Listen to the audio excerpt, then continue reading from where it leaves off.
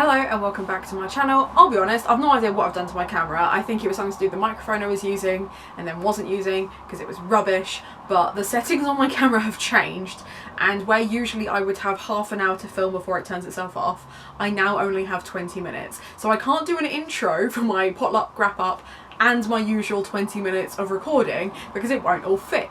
So today, potluck wrap up is going to be a speedy round because we're only going to do 15 minutes on the timer, which means that I will have even more pressure to squeeze as many in as I can to 15 minutes rather than 20 minutes. If you prefer my more staccato vibe of just rushing through a wrap up, let me know and I will keep it at 15 minutes, but otherwise I'm going to need someone to look at my camera at some point because that's not what I had in mind. So my 15 minutes are going, I've clicked go, we're gonna, not bad, we're gonna have I read a lot as well, which worries me in November. I read quite a bit in November. The first one I'm going to talk about is The Archive of the Forgotten. This is the sequel to the Library of the Unwritten, which is essentially about a librarian who has to manage the Library of Hell, but the books keep manifesting themselves and turning them into real people and disappearing. Someone is trying to take over, there are demons, there are angels, they visit Valhalla. It's a really good time. In this one, they kind of look at the ramifications of what happened in the first book.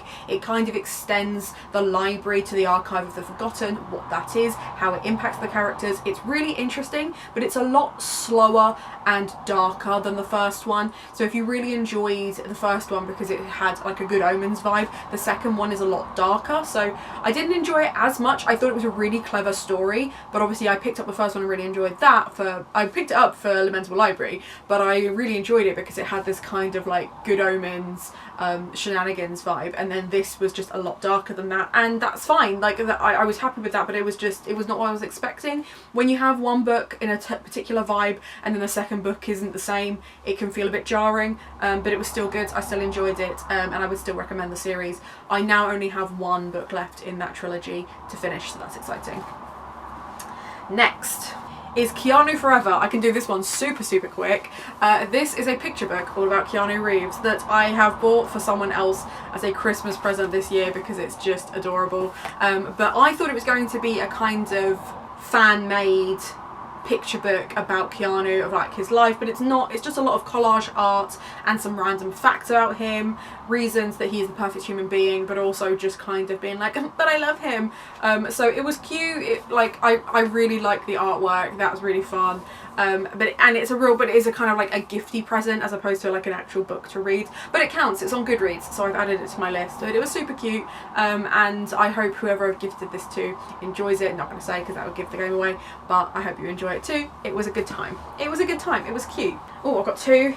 First we have Perfect Sound Whatever. Now I did this as an audiobook, and obviously it's narrated by James Acaster. This is a kind of anthology of music described by James Acaster, where he describes 2016 as the perfect year for music, and how every album that came out that year was just incredible, or all the best music came out in 2016.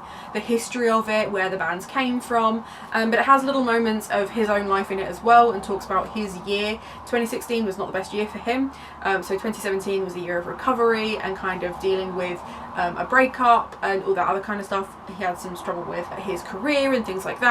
I was hoping it would be more about him. I find him as a comedian very funny. I find him as a person, like in interviews and podcasts, very entertaining. I wanted to know more about him as a person, and whilst there are elements of that, and obviously it's quite easy to assume certain things about a person's personality from their stand-up, but fundamentally it's a performance, so how much of that is true, you never know. I was hoping to get more of that, the behind the scenes type stuff from this book, and I didn't really get that, and that was the only reason I ended up giving it like 3.5 stars in the end, is it just wasn't enough of him, because it's his opinions. Obviously it is him, he's obviously describing these things, but he spends so much time talking about each individual spend so much time talking about each individual song that I felt like I didn't get enough of him, which I guess is kind of interesting, because I wonder if you're, as a viewer watching this video, feeling the same. That do you know much about me, considering you only know me through the books that I talk about? It's an interesting thing. So it left me pondering, but ultimately, yeah, it was a 3.5 for me. Show Us Who You Are is the other one that I pulled out at the same time by accident. This is a middle grade by amzn.to, so it is Own Voices autistic author.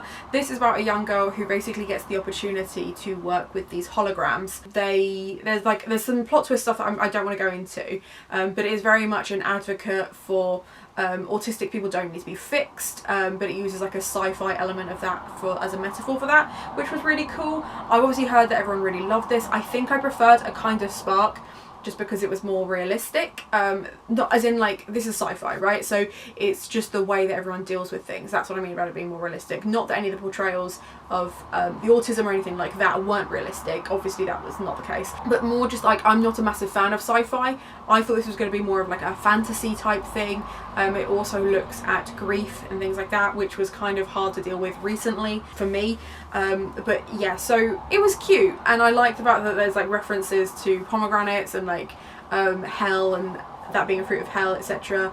Was really interesting. There was lots of little tidbits in this that I really enjoyed. I still rated it really, really highly. I still think it's a beautiful middle grade. I still think every school needs a copy. I just preferred A Kind of Spark, so that's just a personal preference. But it was a good book. I enjoyed that one. It was cute. I'm already on 9 minutes. That's really scary. Okay. Next we have Denim Vipers. Okay, this is where I lose all of my time and I don't get to talk about anything else. Denim Vipers, what the fuck was that? Now, I know that people are really into mafia romances at the moment, and I get that Amazon romances are a real thing at the moment. People are really getting into like the Kindle Unlimited stuff. Fine, I get that. I picked it up because we were doing organised crime as part of one of the prompts for one of the book clubs that I'm in. Great. I was going to read a literary fiction thriller about a Pakistani mob boss that has to take over from her father, basically. That was going to be really interesting to me. Didn't get a chance to read that, but the buddy read we all agreed on, apparently, was Denim Vipers, and I feel like it was my fault. It probably was my fault. I'm also pretty sure that out of the 4 of us that were buddy reading it, only 2 of us finished it. I feel like 1 gave it a good go and 1 just didn't bother at all, which is fair enough. Now here's my main issue with this story. There's nothing in it. It's 600 pages when it easily could have been 300. The sex scenes were fine, like that, you know, if you're into erotica, they're fine. They do get a bit twisted and gory. At one point she's literally being fucked in the arse by a knife. Each to their own. My issue is the other 300 pages that's just waffle, that's just narrative that doesn't need to be there. You've got this whole storyline about how she doesn't want to be there and she fights being there, and then she like immediately settles into their world, and they're all like, we're corrupting this innocent. She's not fucking innocent. She's literally like kicked the shit out of several people already. Like, she's as bad as they are. Fine, I like the equal footing of that. And then they have to bring this whole thing about her dad back in at the end. Almost like the author went, oh yeah, that's how they got together in the first place, was her dad sold them to him, so we need to bring the dad back. Why?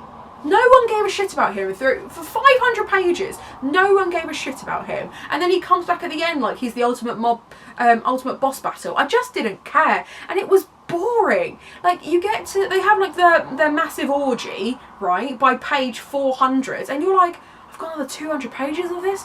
Really? I just don't care anymore. Like, we've done it. We've got there. We've arrived. I don't need any more of this. Like, it just kept going. It was so boring. And I was just like, why are people so obsessed with this book? And I get that obviously it's the controversy, right? Like, it's the fact that, you know, they're having knife play and she's in a dungeon and like they've kidnapped her and shit like that. Like, I get that. I get that that is interesting, I suppose. If you don't do anything else with your day, I don't know. I'm like, and it's not even like a kink shame thing, right? Because I don't care. I don't care what you get up to. I don't care what you're into. But if you're going to write an erotica, like, I've got to be interested in it. Like, weirdly, there was too much narrative, but I didn't care about the narrative at all. And if it hadn't had the sex in it, I probably would have DNF'd it. That's almost what saved it. That and the fact that I was listening to an audiobook. And the audiobook. Why are they Cockney in the audiobook? Why are they Cockney? Why are they all South East London geezers? Why? It was awful. And I've shown that audiobook to so many people because it's just bad. It's just, I can't, you know what? I know I've got 5 minutes to go. I've wasted 4 minutes on this one book. I knew I would. I'll have to. Right, well, reading against the mouth. Let me put it to a speed you'll actually be able to hear it, because I've got a 2-point speed at the moment. You can do better than that, little bird, I murmur before biting down on her bottom lip. She groans and slaps me. The sound is loud in the room as my head whips to the side. My eyes wild, chest heaving, and cock hard I slowly... And on that note, like, it's just not good. It's just, like, it's made worse by the audiobook. I'm sure if I had actually read it as a paperback, it wouldn't have been so bad. But I'm terrible for keeping up with buddy reads, so if I get the opportunity to do it as an audiobook, I will. But that one was so upsetting. I'm upset. Anyway, let's talk about something else. There are some really nice books in this pile, and I'm not going to get to them because that was just something else. 1,000 Ships. This is a retelling of the Trojan War. It looks at all the female perspectives. I've actually written a blog post on Waypoint about the female gaze in Greek literature and Greek retellings, because I'm really enjoying this resurgence of Greek literature, but from female perspectives, and certainly from the female, like in exploring the female gaze and looking at the people that would have been destroyed by these heroic men, etc. I really like this. I like that it's not chronological, so you kind of work your way through the narrative in the way you would if it was a ballad anyway, because more and more stuff is being revealed. I felt like even the gods were really humanised, which I really like, and I just really like Natalie Haynes' style of writing. So I have bought the Daughters of Jocasta because I'm really intrigued by that one, and then that means that I'll have read all 3 of Natalie Haynes' works. I just really like her interpretation of Greek myths. It's just a really fun read,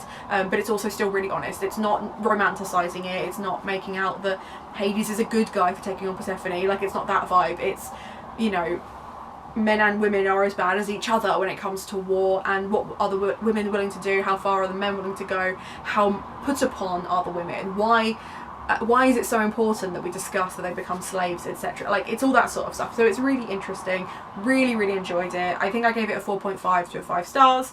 I really enjoyed it. And actually, I think I enjoyed it more because I have read Pandora's Jar, which is the non-fiction that came out more recently.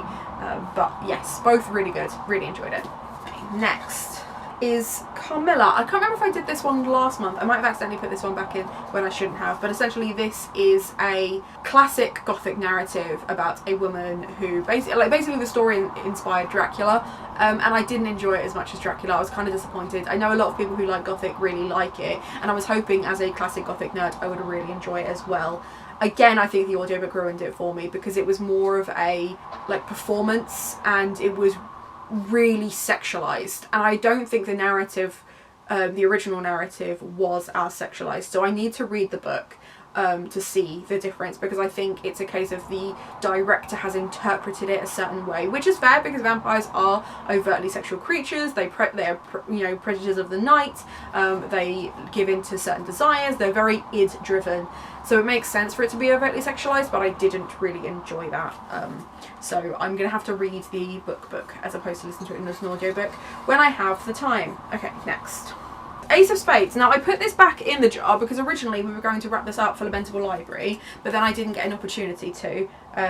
It's been a couple of months now we've not had a live show, just because I've been busy, Kelly's been busy, and I wasn't feeling very well on the day that we were supposed to do the live show for this.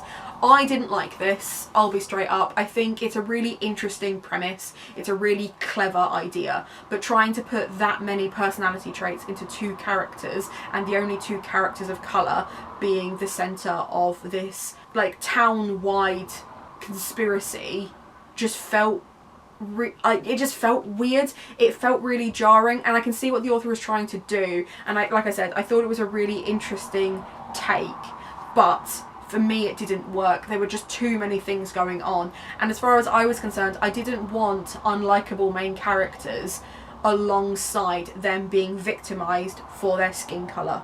That just felt really jarring to me, and it would have made more sense to me if it were just the students, or if it were just the school and not the media and everything else involved. You know, there are so many books out there that are just straight up contemporaries which look at the insidious nature of white supremacy and of racism and microaggressions, right?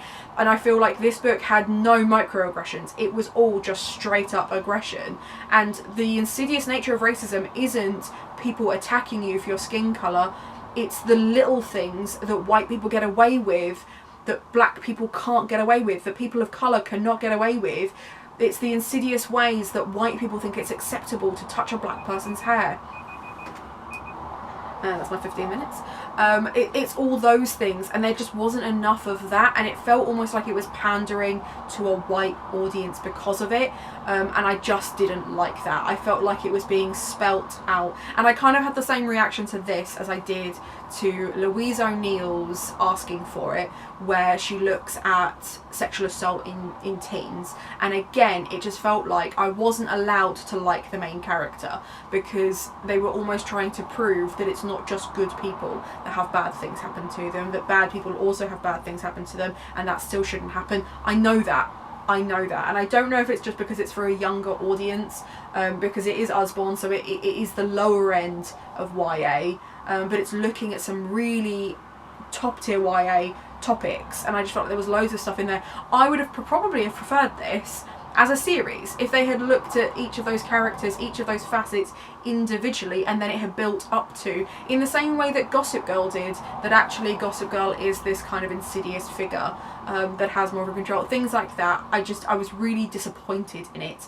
But if you like it, I can understand why people like this book, right? So it's more just, for me, those things were too important to ignore, which is why it only got a 2.5 for me. So slap bang in the middle.